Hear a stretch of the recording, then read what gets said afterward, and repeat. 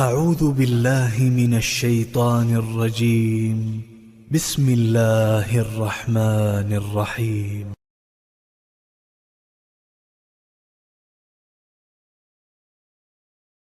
Et ce qui fait que dans les rangs des musulmans, nous avons forcément ces représentations qui existent. Quand vous prenez au niveau des soufis, les soufis suivent la même logique que les nasara. De la même manière que chez les juifs et chez les chrétiens, je voulais dire, de la même manière que chez les chrétiens, des humains ont été élevés au rang d'Allah subhanahu wa ta'ala. Chez les soufis, on a le même principe. Parmi les humains, il y en a qui sont arrivés au rang d'Allah subhanahu wa ta'ala. La même chose aussi avec les chiites. Les chiites, à la limite, leurs 12 imams, je parle des chiites rawafida, donc ce qu'on appelle al-Ithna Ashariya ou al-Ja'afariya, limite, leurs 12 imams sont des divinités, ce sont des dieux.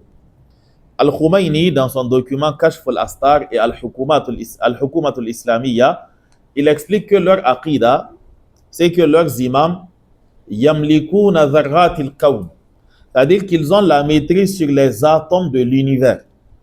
Quel que soit ce qui se passe, ils sont à la base de cela. Donc, ils ont élevé leur soi-disant imam au rang carrément d'Allah subhanahu wa ta'ala en leur donnant tous les attributs d'Allah subhanahu wa ta'ala sans exception. C'est pour cela qu'ils parlent d'une logique qu'ils appellent al-wilayatut takwiniya, qui est synonyme de ar-rububiyya. Ils considèrent que tous leurs imams jouissent de cela. C'est-à-dire qu'Allah n'a pas fait d'eux des imams dans le sens de guide politique qui va conduire donc la communauté à son salut, mais plutôt des gens qui sont arrivés à un niveau où Allah leur a confié carrément la gestion de la terre. Donc c'est ainsi qu'ils décrivent leurs différents imams. Qu'Allah subhanahu wa ta'ala nous préserve de l'égarement. Quand on prend au niveau de Sirat al-Ladhina an'amta, le Ghayr al-Maghdubi alayhim, nous avons cela aussi parmi ces égarés, mais plus au niveau des leaders qu'au niveau des subalternes, ceux qui les suivent. Les leaders, souvent, ils sont conscients que c'est ce à quoi ils sont en train d'appeler leurs fidèles, c'est du mensonge. Ils sont convaincus que c'est du mensonge. À l'image de Musaylimatul Kazzab, ok? À l'image de Musaylimatul Kazzab. Musaylima, c'est ce qui est plus correct que Musaylama. Ok? Donc, il savait qu'il mentait. Il savait qu'il mentait. Il n'y avait pas de doute là-dessus. Mais malgré cela, il a eu des gens qui l'ont suivi. Parmi ceux qui l'ont suivi, il y a un qui l'a suivi parce qu'il détestait tout simplement le prophète sallallahu alayhi wa sallam. Il est venu, il a dit à Musaylima, disons Musaylama, c'est ce qui est plus commun. Donc, il lui a dit Innaka ta'alam anni a'lam annaka takzib. Il dit, tu sais que je sais que tu mens. Mais comme c'est contre l'autre là, allons, je t'accompagne. Ok, je vais dire que tu es un prophète. Je vais dire tout ce que tu veux. Musaylima savait qu'il était sur le mensonge. Mais malgré cela, il a induit des gens en erreur. C'est la même chose qui arrive dans les confréries soufis, chiites et tout ce qui ressemble à cela. Vous prenez au niveau des soufis. Il rentre dans une pièce, il ressort, il dit qu'il a vu Allah. Et que Allah lui a dit que ce n'est plus la peine qu'il prie. Si tu arrêtes de prier, tu as dépassé le prophète sallallahu alayhi wa sallam. Si tu arrêtes de prier, et Allah t'a dit d'arrêter de prier, tu as dépassé le prophète sallallahu alayhi wa sallam. Jusqu'à sa mort, il priait. Jusqu'à sa mort, il était en train de prier. Mais il sait qu'il ment. Mais il sait aussi que ceux-là vont le croire. Parce que sachez que la bêtise humaine, c'est là-bas qu'elle apparaît. Quand tu t'assois, tu regardes, tu te poses la question, mais comment ils sont en train de penser que lui, il dit la vérité? Comment ils sont en train de penser que l'autre qui dit qu'il a vu Allah, il dit la vérité? Lui, c'est-à-dire, pour lui, il est convaincu que l'autre a vu Allah subhanahu wa ta'ala. Il n'a aucun doute là-dessus. aucun doute là-dessus. Et pourtant, il ne va pas lui demander, tu l'as vu comment? Comment tu as fait pour le voir? Parce que nous aussi, on voudrait bien le voir. Il ne va jamais contester. Jamais. Donc, il dit qu'il a vu Allah, ou il dit qu'il a vu le prophète sallallahu alayhi wa sallam. Il y a un qui dit qu'il voit Allah, qu'il voit le prophète sallallahu alayhi wa sallam autant de fois qu'il veut par jour. Que souvent même il partage le petit déjeuner. Ok? Un de ses élèves était venu, il avait une tasse devant lui, il avait juste fini de manger. Ah, il lui dit que va Kadarabo. Il dit qu'il vient juste de finir de prendre le repas avec le prophète sallallahu alayhi wa sallam. Il vient juste de finir. Ok? Mais vous voyez, malgré cela, les adeptes les suivent en cela. Malgré cela, les adeptes les suivent. Vous prenez au niveau des chiites, la même chose. Parmi les ruses qu'utilisent les chiites pour capturer les jeunes, il y a le mariage qu'on appelle mut'a, le mariage temporaire. C'est-à-dire que tu vois une fille, c'est littéralement comme ça que ça se passe. Hein. Tu vois une fille ou une femme qui t'a plu, tu n'es pas tenu de lui demander si elle est mariée ou pas. Ça déjà, il faut le savoir. Tu n'es pas tenu de lui poser la question. Tu lui fais tout simplement l'offre. Un mariage pour 2 jours. Ok? Un mariage pour 2 jours, moyennant telle somme. Il n'y a aucune différence entre ça et ce à quoi vous pensez. Mais eux, ils disent que c'est un acte noble.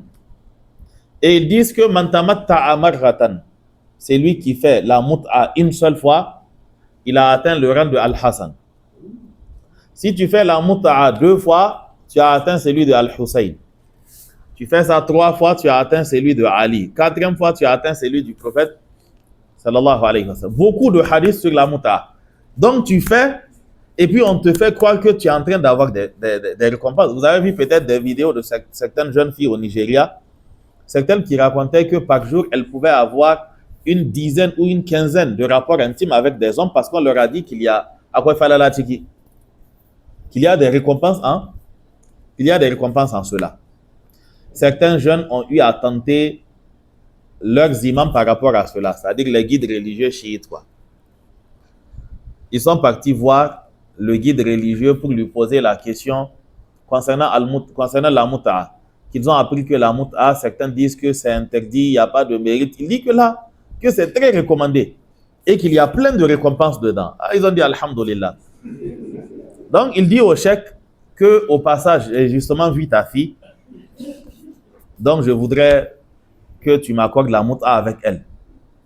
Et il s'est mis en colère. Tu ne me respectes pas? Comment tu peux dire de faire la mut'a avec ma fille? Il dit là, cheikh, c'est un acte noble. Il y a plein de récompenses dedans. Je prends des récompenses, ta fille aussi prend des récompenses, et toi qui as été l'intermédiaire, tu auras aussi des récompenses. Ok? Mais sauf qu'en ce moment, la raison, c'est-à-dire la raison, la personne revient à la raison. Aujourd'hui, si c'était le mariage, tu n'allais pas avoir cette réaction-là. Il vient demander la main de ta fille en mariage, c'est noble. Tu es d'accord que c'est noble. Ce qui fait que eux, ils font la mut'a, mais ils n'acceptent pas qu'on fasse cela avec leurs enfants. Allah subhanahu wa ta'ala nous préserve. Donc, il dit Alladhina arafu al-haqqa wa tarakuhu kal-yahud. On a déjà lu tout ça. Je sais qu'il y a une question d'actualité par rapport à la guerre ce qui se passe au Moyen-Orient. Mais ne pensez pas qu'il soit nécessaire ou encore qu'il soit comment on dit ça, qu'il soit malin de se prononcer par rapport à toute question ou encore de se penser expert sur toute question. Ok? Mais par rapport à cette question d'actualité, moi, ce à quoi je vais peut-être vous exhorter, c'est le principe de وَلَا تَقْفُ مَا لَيْسَ لَكَ بِهِ عِلْمٍ. Ok?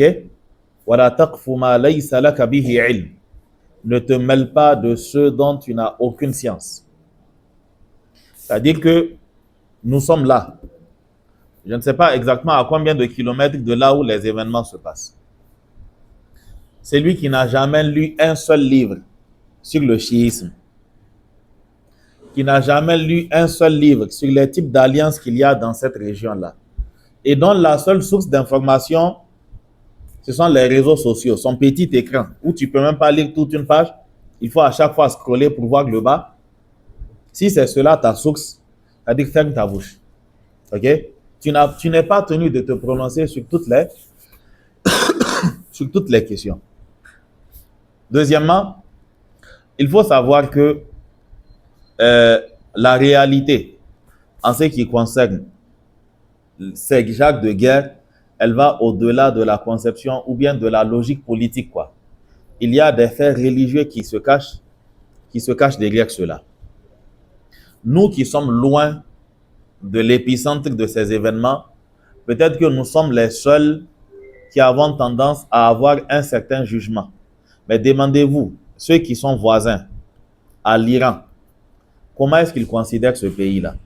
Quand vous voyez quelqu'un faire l'éloge de ce pays, c'est quand il est loin du pays. Mais demandez aux Yéménites qui sont les Iraniens. Pas les Iraniens, le peuple, je parle des dirigeants. Posez la question aux Yéménites. Posez la question aux habitants du Bahreïn. Posez la question aux habitants du Koweït. Demandez aux Saoudiens, demandez aux Qataris. Ce n'est pas pour rien qu'ils sont contents quand ces choses-là arrivent dans ce pays. L'une des politiques de l'Iran, c'est d'armer des milices dans tout pays où ils ont une représentation. Et l'objectif de ces milices-là, c'est de renverser les autorités en place, afin de faire de ce pays-là un État, comment vous appelez ça, vassal, ou un État qui serait piloté directement par le régime iranien. Quand vous prenez les Houthis du Yémen, c'est le régime iranien qui les arme. Quand vous prenez Bachar al-Assad, ceux qui l'ont soutenu pour qu'il n'y ait pas de chute, et ceux qui étaient derrière les persécutions qu'il y avait dans certaines localités, telles que, comment vous appelez la localité là? On en parlait la fois passée ici. Hein? Halab, okay, c'est ce qu'ils appellent Alep là. Okay? Les gens de Halab, les gens de Hims et les gens des autres localités de la Syrie, c'était les milices armées par l'Iran qui partaient les tuer. Quand vous prenez le Liban n'est plus un pays. Parce que l'Iran soutient directement le Hezbollah et le Hezbollah fait en sorte que ce pays reste un pays qui est à la merci de tous les ennemis. Donc tous les pays ont souffert de l'Iran. Et eux tous, ça dit que personne ne croit que l'Iran est une république islamique qui est venue soutenir l'islam, ou ce sont des histoires des médias. Ce sont des histoires, c'est de la propagande. Dans la réalité, ce n'est pas du tout le cas. Sachez que le nombre de morts occasionnés par le régime iranien dans ces pays-là n'atteint pas ou bien dépasse de 10 fois le nombre de morts causés par les Israéliens dans ces pays. Vous comptez le nombre de morts causés par Israël dans ces pays, ça se chiffre peut-être autour de 200 000. Vous comptez le nombre de morts causés par l'Iran au Yémen et en Syrie, c'est plus d'1 million. C'est environ 2 millions. Certains parlent de 2 millions et au Yémen, 1 million en Syrie. Vous comptez le nombre de déplacés, ça va bien au-delà. Donc, ce qui fait que le regard par rapport à cette guerre-là, c'est qu'il faut se dire tout simplement qu'Allah subhanahu wa ta'ala fasse triompher l'islam et les musulmans. Qu'Allah fasse triompher l'islam et les musulmans. Parce que la situation, elle est tellement ambiguë. Je vous dis que même les experts qui savent ce qui se passe là-bas, ils ont du mal à savoir des juifs et des chiites, lesquels sont plus dangereux. Les deux sont mauvais. Les deux sont des maudits. Ok? Mais lequel est plus dangereux? Parce que sachez qu'avec les Obama et autres qui sont passés, l'Iran avait la liberté de conquérir tous ces pays-là. Regardez, de 2011 jusqu'à récemment, il n'y avait aucune objection pendant le printemps arabe là. Il n'y avait aucune objection. Faire tomber le Yémen, personne ne s'est interposé. Ils avaient essayé au Bahreïn. Il n'y avait pas eu d'opposition. Et donc, il avait la liberté de faire tout ce qu'il voulait dans ces pays. N'aurait été le fait que certains pays du Golfe ont essayé de mettre en place une coalition parce qu'ils savaient que si le Yémen tombait, l'Arabie Saoudite allait tomber, le Koweït allait tomber, le Qatar allait tomber, tous ces pays allaient forcément tomber. Donc, afin d'éviter cette situation, ils ont fait une forme de coalition. Le Qatar n'est pas dedans.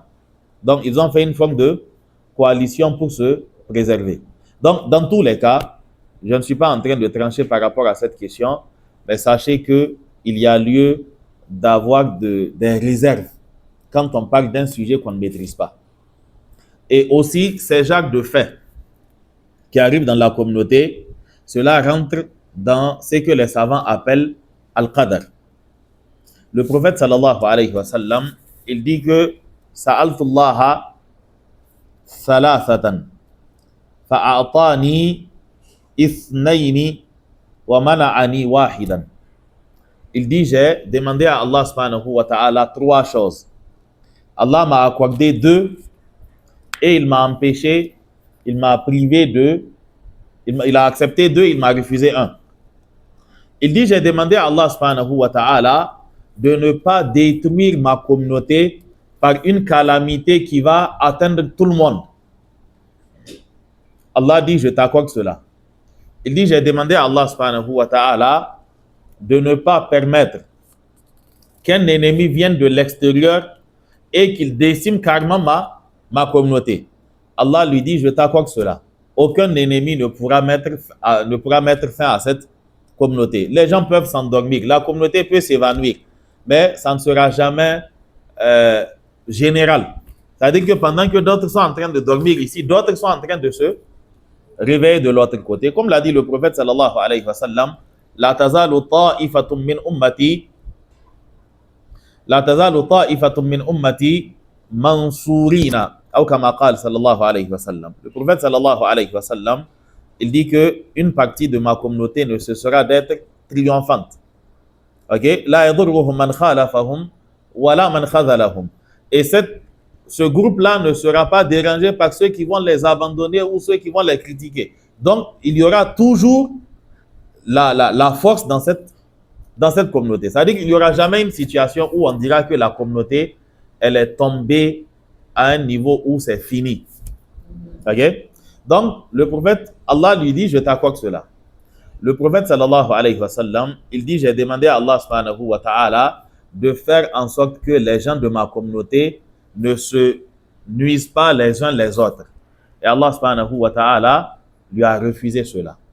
Et en cela, il y a une hikmah qu'Allah subhanahu wa ta'ala est le seul à connaître. C'est ce qui fait qu'il y a des épreuves au sein de la communauté. Mais c'est aussi grâce à ces épreuves-là qu'Allah subhanahu wa ta'ala fait sortir le vrai du faux.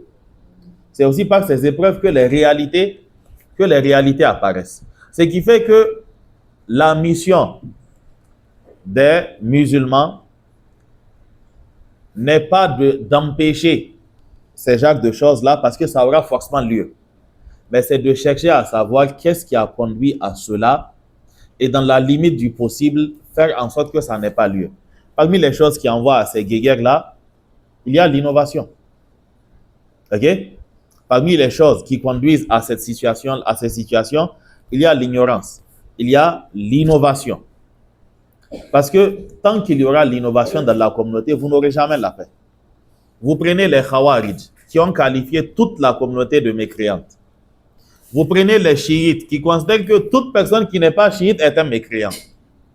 Et dans ça, vous dites qu'il y ait la paix. Il n'y aura jamais la paix. Pour qu'il y ait la paix, il faudrait nécessairement revenir à l'idéal du prophète, sallallahu alayhi wa sallam. Donc, le conseil que je vous donne par rapport à cela, c'est vraiment de ne pas perdre le temps dans des débats. Laissez ceux qui sont proches de la chose, qui savent ce qui se passe là-bas, qui connaissent les réalités de tous ces pays-là, prendre position et se prononcer sur la chose. Si vous avez un devoir envers la communauté, c'est faire des invocations. Faites attention à ne pas soutenir le tyran parce qu'il se fait passer pour la victime. Parce que il est trop facile à travers les médias de se faire passer pour ce qu'on n'est pas. Et donc pour cela, il faudrait faire très attention. Donc on lit la dernière partie de la sourate et on aura fini la Fatiha, Inch'Allah. Ça, c'est une petite parenthèse par rapport à la situation. As-Sa'di, rahimahullah ta'ala, il nous dit فَهَذِهِ السُّورَةُ عَلَى إِيجَازِهَا. Il dit cette sourate, malgré sa petitesse en termes de nombre de versets et de lignes, donc malgré le fait qu'elle soit concise, قَدْ احْتَوَتْ على ما لم تحتوي عليه سورة من سور القرآن. Cette sourate, malgré qu'elle soit concise, elle renferme ce que ne renferment pas les autres sourates du Coran. Tahtawi, c'est le verbe ihtawa. Ok? Ay tajma'u ma la tajma'u alayhi suratun min suwar al-Qur'an. Donc cette sourate, elle renferme des notions que d'autres sourates du Coran ne renferment pas. Il dit fatadammanat anwa' at-tawhid al-thalatha. Elle renferme les trois types, les trois branches de tawhid.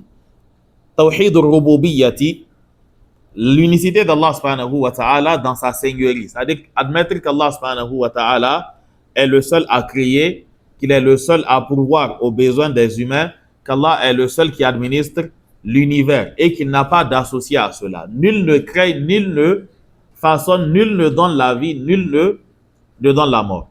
Ok? Donc il dit, ce tawhid al-rububiyya yu'khadhu min qawlihi rabbil alamin.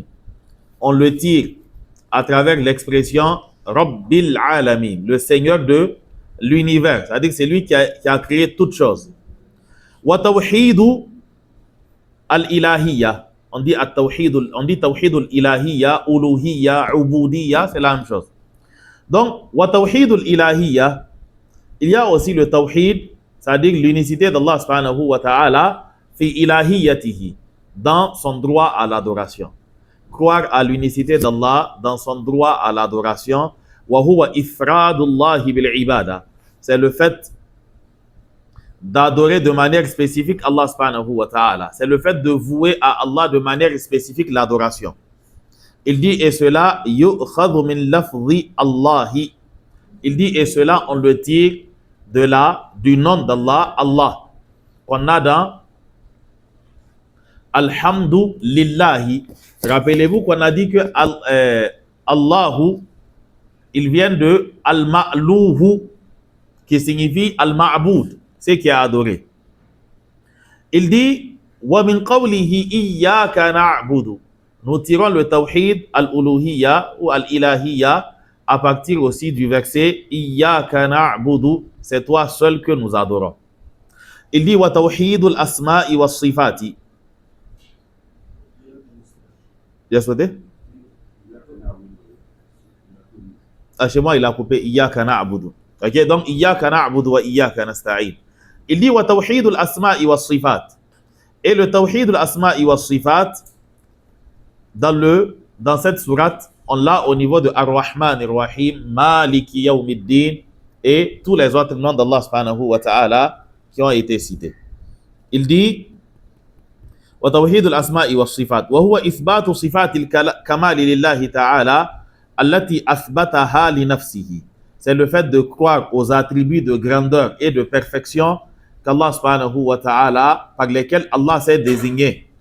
Donc, et وأثبتها له رسول الله صلى الله عليه وسلم, et qui ont été confirmés par son prophète aussi. Il dit من غير تعطيل, sans faire de ta'til. J'avais expliqué c'était quoi le ta'til. Le ta'til, c'est ce que font les Jahmiya et les Mu'tazila et autres. C'est le fait de dire que le nom, c'est un nom qui est creux, il n'y a rien dedans.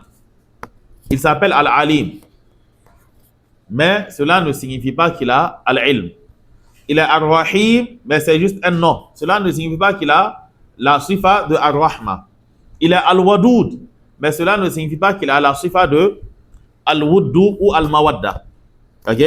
Donc, il dit qu'on ne doit pas faire de ta'atil. Le nom indique un attribut.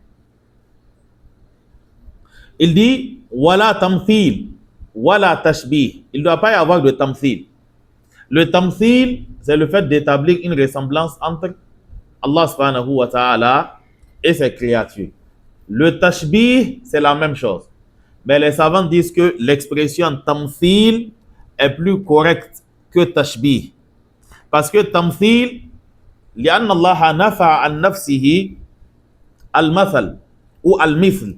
Parce que Allah dans le Coran sait qu'il a nié, c'est le mithl. Laysa kamithlihi shay'un. Et rien n'est comme lui, rien ne lui est semblable. Donc ils disent que ce qui est mieux, c'est le fait de dire wala tamthil et non pas utiliser le mot tashbih. Il dit wa qad dalla ala dhalika lafdhu alhamdu. Cela a été chez vous il a complété le verset. Hein? OK? Il dit wa qad dalla ala dhalika lafdhu alhamdi. Cela a été confirmé donc par l'expression alhamd. Parce que alhamd, nous avons dit que le alif lam de alhamd, c'est pas montre qu'on parle de anwa'ul mahamid. Toutes les formes de louange reviennent à Allah subhanahu wa ta'ala. Donc pas une catégorie plutôt qu'une autre, mais le alif lam qu'on a là-bas, c'est ce qu'on appelle le alif lam de, comment on l'a appelé ça? Comment? Istidrak. Ok? Istidrak. Ok? Donc de istagraka qui signifie noyer quelque chose. Donc c'est un alif lam qui montre que tout est dans le alhamdulillah. Il dit وَتَضَمَّنَتْ إِثْبَاتَ النُّبُوَّةِ فِي قَوْلِهِ. Et dans la parole d'Allah subhanahu wa ta'ala, ihdina as-sirat al-mustaqim, Allah nous a rapporté aussi la réalité de la prophétie. Parce que quand tu demandes à Allah de te guider, tu es en train de lui demander de t'envoyer un guide. Parce qu'il ne va pas s'adresser à toi directement. Donc en disant ihdina as-sirat al-mustaqim, nous sommes en train de demander à Allah subhanahu wa ta'ala la guider et cela se fera par voie de messager. Il dit li anna dhalika mumtani'un bidun risala. Parce qu'il dit que la guidée en question, elle est impossible à atteindre sans le message.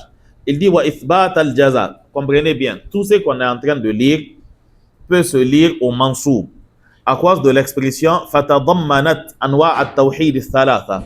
Donc tout peut être pris comme étant un maf'oulun bihi de fatadammana. OK?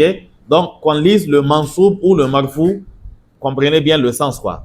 Vous mettez le mansoub, c'est parfait. Surtout qu'à certains endroits, il a répété encore le watadammana ithbata an-nubuwwati fi qawlihi li anna dhalika mumtani'un bidun risala. Donc il dit wa ithbatul jaza ou wa ithbatal jaza'i ala al-a'mal. Allah a aussi dans cette sourate parlé de la récompense qui viendrait des actions. Fi qawlihi, lorsqu'Allah dit Maliki yawmiddin, le souverain du jour de la rétribution. Wa anna al-jaza'a yakunu bil adl, et que la récompense elle se fera avec équité. Li anna ad-dina ma'nahu, parce que le mot ad-din utilisé dans le verset, son sens c'est al-jaza ou bil adl. C'est comme si on disait Maliki yawmil jaza'i bil adl. Maliki yawmil jaza'i bil adl. Donc Maliki yawmiddin. Il dit wa tadammanat ithbat al-qadri. Il dit dans ce verset, on a aussi confirmé le principe du destin. Le principe du destin wa anna al-'abda fa'ilun haqiqatan.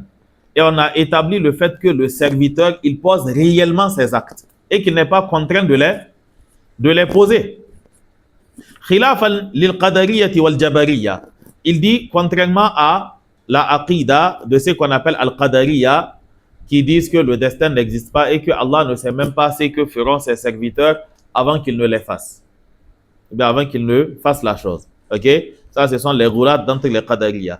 Wal jabariyya. Quant au jabariyya, Eux, ils disent que l'homme ne fait rien.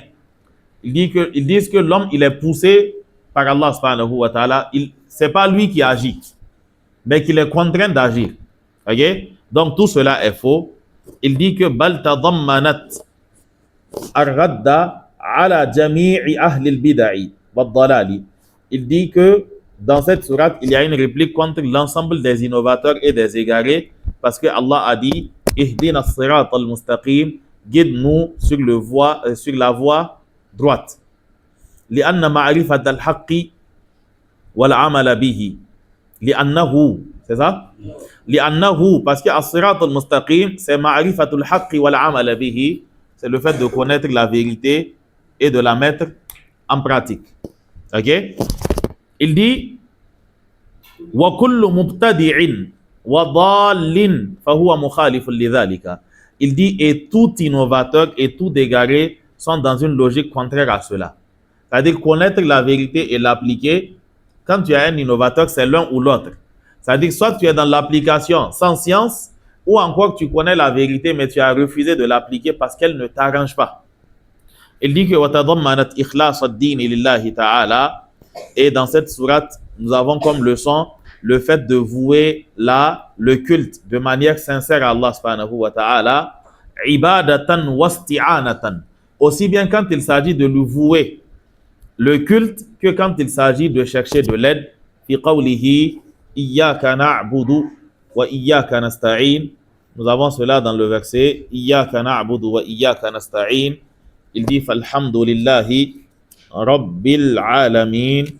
La louange est à Allah, le Seigneur de l'univers. Donc ce sont là les quelques propos qu'on peut dire par rapport à la sourate al-Fatiha et par rapport aux différents versets et aux différents sens que les savants nous ont donc transmis à travers leurs écrits. La séance prochaine, Inch'Allah, nous allons entamer la sourate al-Baqarah et on arrêtera donc là où Allah subhanahu wa ta'ala aura décidé. Ce cours de tafsir, je ne sais pas exactement où est-ce qu'il va nous conduire et quelle sera la suite du document tafsir au Sa'adi, mais Inch'Allah, ça aura une suite. On n'attendra pas le prochain Ramadan pour continuer la lecture de tafsir au Sa'adi. On trouvera un créneau où on va substituer cela à un autre, où on va alterner entre plusieurs, mais dans tous les cas, ça aura une suite bi'iznillahi ta'ala. Ok, pendant toutes les séances, il n'y a pas eu de questions. Je n'ai pas ouvert de partie questions, juste une, deux questions et on arrête, Inch'Allah. Vas-y, bismillah. Non. Non.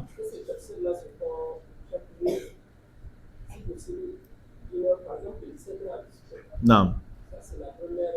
Je réponds à ça. Non, c'est vrai que après qu'on ait commencé, certains frères avaient fait la proposition, mais la question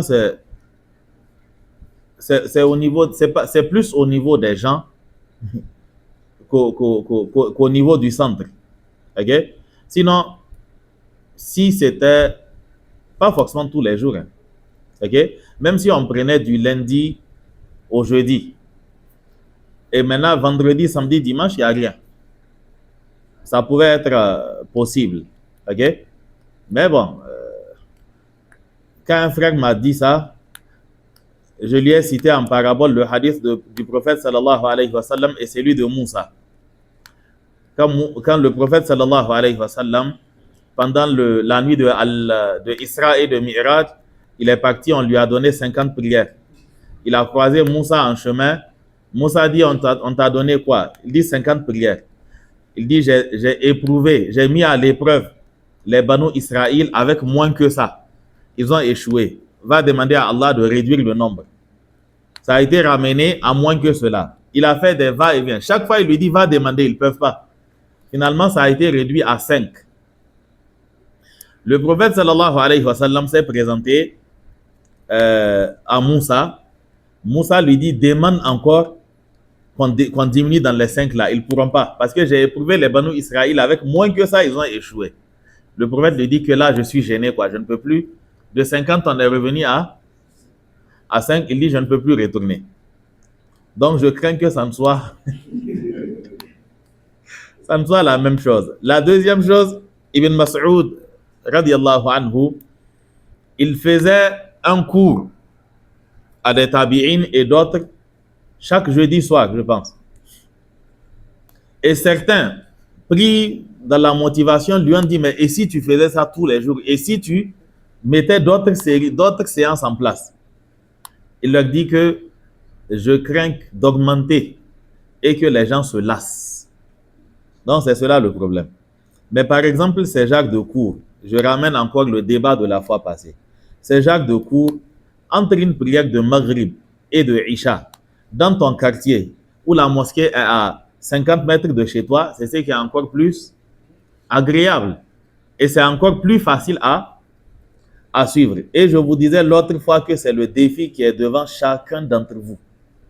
C'est-à-dire que chacun doit s'outiller pour aller faire ça dans sa mosquée. Nécessairement. On ne peut pas à chaque fois se déplacer, traverser tout Niamey pour venir prendre un tafsir. À la limite, je ne sais pas si c'est un tafsir. OK? Faire un cours et non seulement il y a la distance parcourue, et il y a aussi le fait que les quartiers vont mourir à ce rythme-là. Hier soir, j'étais de passage dans un quartier.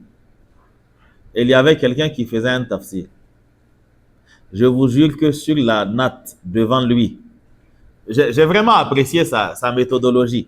Il y avait 2 enfants qui n'avaient pas 10 ans. Ils étaient couchés en train de s'amuser. Il était assis avec son al-Rama et il faisait son tafsir dans tout son sérieux. Au début, je pensais qu'il y avait des gens que je ne voyais pas qui étaient là, quoi. J'ai regardé partout. C'était seulement les nattes qu'il y avait devant lui. Personne pour écouter. Et au même moment, vous rentrez dans les maisons, tout le monde est devant la télé. Et lui, il est là-bas avec son micro, il est en train de faire le tafsir. Et tellement il était en plein dans le tafsir, il fait le tafsir, il dit Allahu Akbar. Et c'est-à-dire qu'il est dans tout son sérieux. Vous voyez que nos mosquées sont en train de mourir. L'élan qui doit se faire dans les quartiers est en train de mourir. Donc, ces genres de choses-là, c'est plus facile à supporter quand c'est à côté de la maison. Je ne m'inquiète pas pour beaucoup d'entre vous. Je sais que si on leur dit que pendant Ramadan, pendant 4 jours, 5 jours, il y aura pour le tafsir, je sais que dans tous les cas, ils seront là. Mais Inch'Allah, on atteindra là-bas, quoi. Pour le moment, on commence avec ça. Ou bien on continue. Déjà, Ramadan est fini, mais ça sera pris en compte le Ramadan suivant. Inch'Allah. Non, la deuxième question. Ah, coupe ce truc, ça n'a pas l'eau. Non.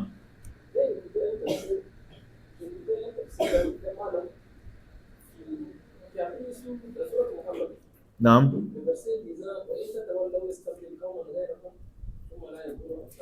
Non.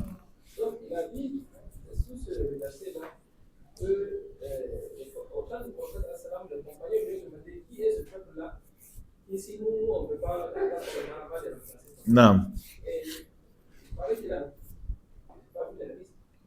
Il paraît qu'il a vu Salman le pape.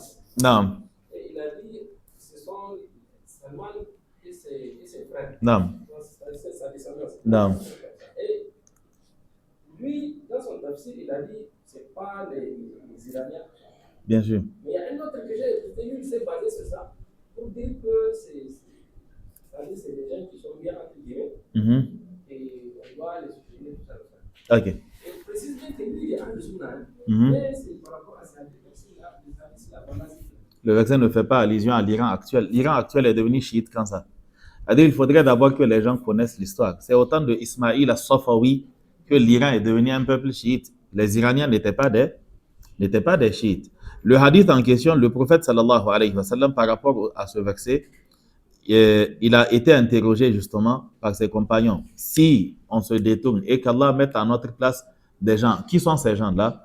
Le prophète sallallahu alayhi wa sallam, il a désigné Salman al-Farisi, qui est donc un Perse, ok? Et il dit que l'awkan al-imanu بِالثُّرَيَّا لَتَنَاوَلَهُ رِجَالٌ مِّن فَارِسٍ. Même si la foi était aussi éloignée que As-Thuraya. As-Thuraya, c'est une constellation, c'est une étoile loin là-bas. Même si on cachait la foi là-bas, des gens parmi les Perses seraient montés la chercher là-bas pour parler de leur détermination. Et cela est apparu clairement dans le cheminement de Salman al-Farisi. Salman, il a quitté là-bas pour se retrouver à Médine. Il était en train d'adorer le feu. Il faisait partie même des gardiens du feu. Il était mage à l'image de son peuple. À un moment, il a vu que ça n'avait pas de sens. Il a écouté un prêtre parler. Il a été affecté par ce que disait le prêtre. Finalement, quand ses parents ont compris qu'il voulait se détourner de leur religion, ils l'ont emprisonné. Finalement, il s'est échappé. Et tout un long récit là, un très long récit qui montre que ce sont des gens qui sont déterminés. Mais on ne parle pas du peuple actuel. L'Iran actuel, ce n'est pas forcément les forces auxquelles le prophète sallallahu alayhi wa sallam faisait allusion. Je suis tenté souvent, c'est-à-dire qu'on lise un peu dans les livres chiites pour que vous voyez ce qui est dit par rapport au chiisme. C'est-à-dire, quand on parle de chiisme, là, ne pensez pas que c'est une divergence du genre malikite, shafiite, ou bien tu pries, tes bras sont avec les bras ballants, ou bien Kamal al-Haïdari, un des savants chiites actuels, vivant aujourd'hui. Vous cherchez ces vidéos sur YouTube, vous allez clairement tomber sur ses propos. Il dit que tous les savants chiites sont unanimes sur le fait que tous ceux qui ne sont pas chiites sont des mécréants. Que ce soit les malikites, tout musulman qui n'est pas chiite est un mécréant. Mais il dit qu'ils ont deux avis par rapport à cela. Le premier avis, c'est de les traiter comme mécréants, comme tels, et puis c'est fini. Le deuxième avis, c'est de faire la tawriya, c'est de leur faire croire que, bon, vous n'êtes pas mécréants, hein, mais ils sont tous convaincus que nous sommes des mécréants. Il n'y a pas de rapprochement possible. Ne rêvez même pas. Il n'y a pas de rapprochement possible entre sunnites et chiites. Hakasa Tanat et ça ne va pas arriver. C'est-à-dire qu'il est impossible qu'il y ait union entre ces deux-là. Votre sunna, vous prenez, il y avait un Sahih al-Bukhari déposé ici tout à l'heure. Vous prenez Sahih al-Bukhari et ils considèrent que Bukhari est un mécréant. Toi, ta prière, elle est basée sur Sahih al-Bukhari. Et ils ne considèrent pas Sahih al-Bukhari que tous les compagnons du prophète sallallahu alayhi wa sallam sont des mécréants. Si tous les compagnons sont des mécréants, c'est quelle religion nous allons faire? Ils considèrent que la femme du prophète Aïcha, c'est une fornicatrice. Il n'y a pas de rapprochement possible. Qu'on dise que le verset wa in tatawallaw faisait allusion à cela, ça n'a aucun sens. Ce n'est pas de l'Iran qu'il est question. Le prophète sallallahu alayhi wa sallam, il a fait l'éloge de la Syrie. Il a fait l'éloge de la Syrie. Vous avez des savants qui ont écrit des documents sur les mérites de Cham.